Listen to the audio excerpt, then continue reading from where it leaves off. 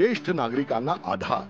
ज्येष्ठ नागरिकांचा आधार बनून त्यांच्या वृद्धापकाळात अत्यंतिक काळजी घेणारे आजवरचे एकमेव नेते म्हणजे एकनाथ शिंदे. याच दृष्टिकोनातून त्यांनी राज्यातील ज्येष्ठ नागरिकांसाठी अनेक योजना जाहीर केल्या, जसं की 65 वर्षांवरील नागरिकांना 50% सूट आणि 75 वर्षांवरील नागरिकांना मोफत एसटी सेवा. जिथं जायचं असेल तिथं खुशाल जा.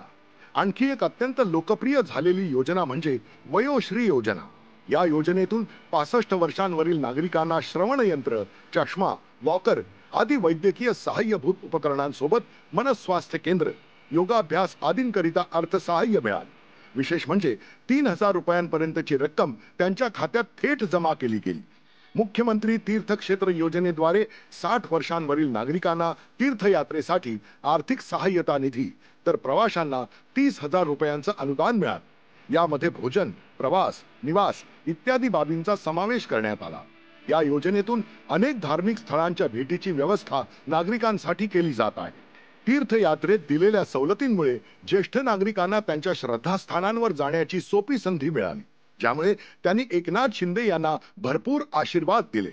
याच बरोबरीनं वयोवृद्धांची नियमित वैद्यकीय तपासणी केली जात असून अपंगत्व, मानसिक अस्वास्थ्यानं पीडित 15 लाख ज्येष्ठांना लाभ मिळतो आहे. ज्येष्ठांच्या सुरकुत्या हा प्रौढांसाठी रोड मॅप असतो, असं एकनाथ शिंदे नेहमी म्हणतात.